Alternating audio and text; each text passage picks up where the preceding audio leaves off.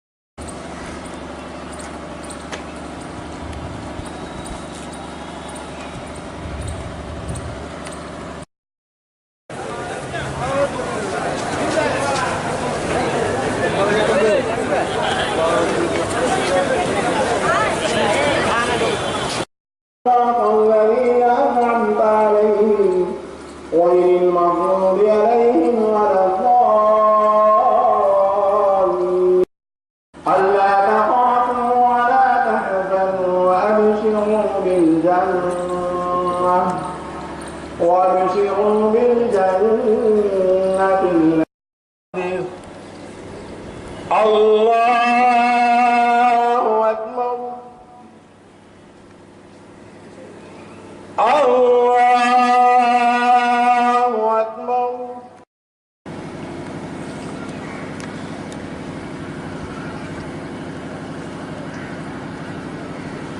سمع الله لمن حمده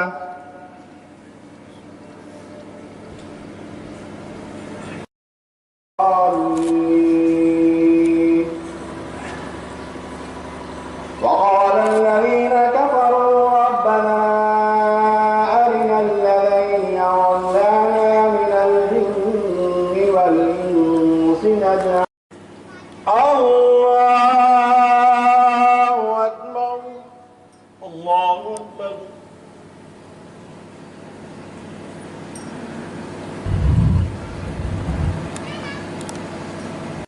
है कि हम लोग कुर्बानी इसलिए करते हैं ना, ये एक मोहब्बत की नाम है कुर्बानी।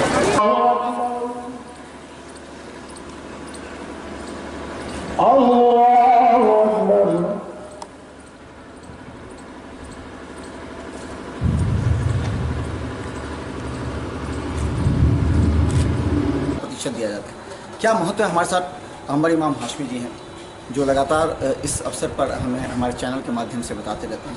आखिर बकरीद में भी कहा जाता है जिसके पास कर्ज हो वो जो है सो कुर्बानी नहीं कर सकता है। क्या है इसका? एक्चुअली इसका मसला ये है कि जिनके पास जो साहिब जायदाद हैं, जिनके पास बचत है, उन्हीं को कुर्बानी करना है। जो अगर कोई चाहे कि कुर्बानी करना चाहिए तो कोई रोक नहीं है। ये एक चीज़ वाजिब उन पर है जिनके पास बचत है, उन्हीं के लिए वाजिब है, उन्हीं को कुर्बानी करना है। कुर्बानी करना उस चीज़ की कुर्बानी करना जो बड़ी प्यारी चीज़ है। हम लोग क्या कहा गया कि उसको कुर्बानी की जिसको आप पालते पोसते अपने हाथ से खिलाते पिलाते हैं। जाइए जो कुछ कुर्बानी हम लोग करते हैं मवेशी जानवर की, वो तो मेरा है नहीं। 3 टुकड़े में उसको बांट देना है। एक टुकड़ा गरीब मिस्किनों का है, उनमें आप बांट दीजिए। एक टुकड़ा जो बंद टूट छाट जो बचा उसको सिर्फ एक टुकड़ा रिश्तेदारों के लिए, पड़ोसियों के लिए, एक टुकड़ा से मेरा बचता है। हम लोग तो वो भी नहीं रखते हैं, उसको भी बांट देते हैं। हमें जो दूसरे के यहाँ से आता है उसको हम खाते हैं। हर इंसान को एक दूसरे का मदद करना चाहिए और इसी का नाम कुर्बानी है। कुर्बानी का ये मतलब नहीं कि कुर्बान ही करना है किसी जानवर का, वक्त की कुर्बानी भी है। अगर किसी की मदद करते हैं तो वो भी कुर्बानी है। किसी से अच्छा दो बोलते हैं वो भी कुर्बानी है। और किसी के लिए अगर आप सहारा बन जाते हैं तो वो भी कुर्बानी है। ये इशार कुर्बानी का पर्व हर्षोल्लास के साथ बहुत अच्छे वातावरण में मनाया गया। ईद उल अज़हा के बारे में थोड़ी सी जानकारी देना चाह रहे हैं कि ये हज़रत इब्राहीम अलैहिस्सलाम ने आज के दिन अपने बेटे को कुर्बानी दी थी अल्लाह के राह पे। ये कुर्बानी हम लोग अपने ईसार जज्बे के साथ हम लोग कुर्बानी बनाते हैं। अल्लाह ताला हर दौर में अपने बंदों से आजमाइश में इम्तिहान लेते हैं और बंदा इम्तिहान में कामयाब होता है। इब्राहिम अलैहिस्सलाम ने भी अपने इम्तिहान में कामयाब हुए और अल्लाह की रहमत जोश में आई और अल्लाह ने छुरी पर हुक्म दिया कि तुम नहीं चलो। फरिश्ते को हुक्म दिया कि उनके फर्जंद को वहाँ से हटा लो और उनकी जगह पर एक दुम्बे को लाया, जिसकी याद में हम लोग जब तक ये दुनिया कायम है तब तक ये कुर्बानी का सिलसिला जारी रहेगा।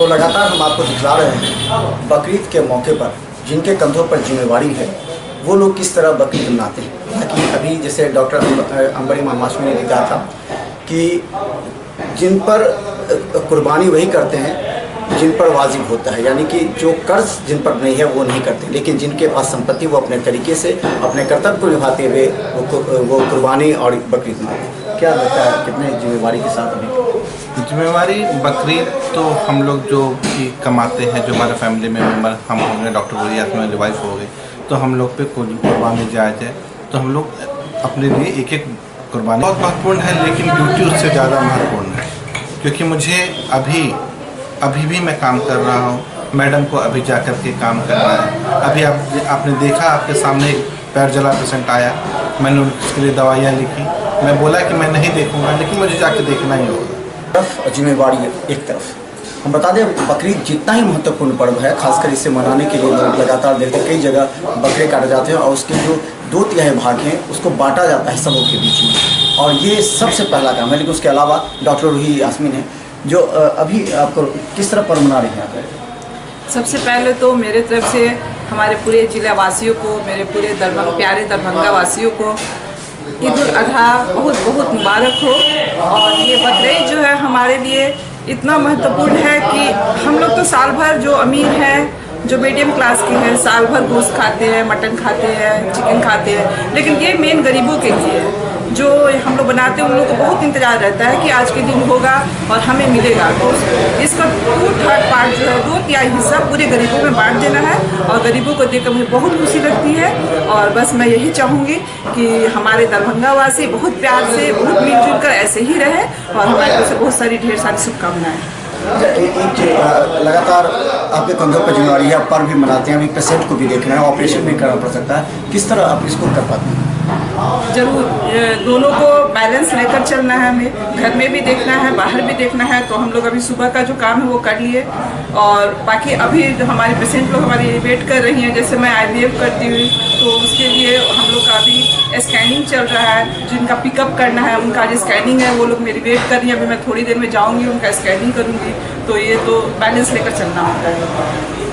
रूही यास्मीन जिनको लगातार अगर कहें तो अल्लाह की इन्हें आशीर्वाद भी प्राप्त हुआ है, जिससे लगातार इन्हें कई अवार्ड्स भी मिले हैं, तो आपको लगातार अवार्ड्स मिले हैं, क्या लगता है कितने अपने आप को उत्साहित महसूस करते हैं? अवार्ड मिलना अपने आप में मतलब लोगों का नज़रिया इतना अच्छा है, वो लोग हमें इतना अप्रिसिएट कर रहे हैं, इसलिए हमें काम करने की शक्ति जो होती है वो दुगुना आ जाती है। और अवार्ड मिलना बहुत बड़ी बात है, लेकिन ये बस ये है कि हमें काम करने का जो एनर्जी होता है वो हम दुगने एनर्जी के साथ काम कर पाते हैं। लोगों का अप्रिसिएशन बहुत अच्छा लगता है, इसलिए हम और अच्छे से काम करते हैं। तो धन्यवाद। आज दिन भर हम आपको दिखाएंगे कि दरभंगा में जिनको कंधों पर जिम्मेवारी वो किस तरह बकरीद मनाते हैं और अपनी ड्यूटी भी निभाते हैं।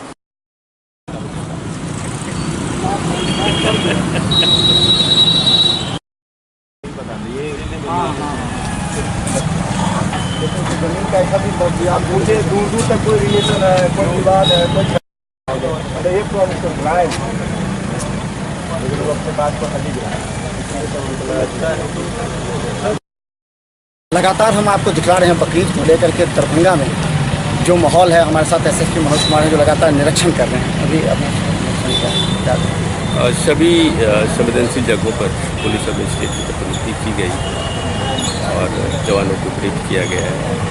सभी वरीय पदाधिकारी भ्रमणरत हैं ताकि जो जवान ऑन ड्यूटी हैं उनका मनोबल हाई रहे और शहर में व्यवस्था अच्छी रहे, इसके लिए सभी लोग भ्रमणशील। अच्छा, ये इस कहाँ इसको डिप्लाई किया गया है और इन चौक चौराहों पर? आज जो भी संवेदनशील स्थान है जैसे लहरिया सराय और पान थानों के एरिया है, आप देखते हो कि जहाँ भी जंक्शन है, जहाँ भी मिश्रित जनसंख्या है, सभी जगह है जो कोशिश लगातार संवेदनशील है। और हम बता दें आपको, लगातार एसएसपी भी ये गाड़ी है और इस गाड़ी से लगातार पूरा भ्रमण करें। पूरे दरभंगा में एक दिन पहले से पूरी पुलिस फोर्स तैनात है और हमें लगता है शांतिपूर्वक आज भी ये बकरीद पर्व मनाई जा रही है।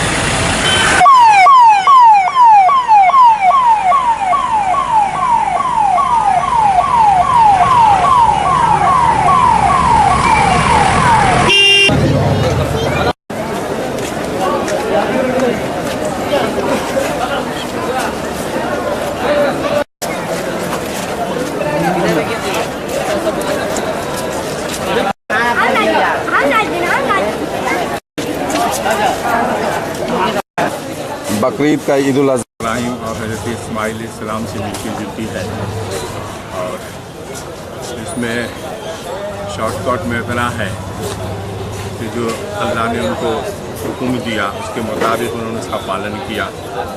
एक समय आया जो 13 साल की उम्र के जब उनके बच्चे हुए, सबसे पहले इकलौते बच्चे, जिस वक्त में उनकी उम्र लगभग 100 साल हो चुकी थी, तब ऊपर वाले ने उनको एक लड़का दिया।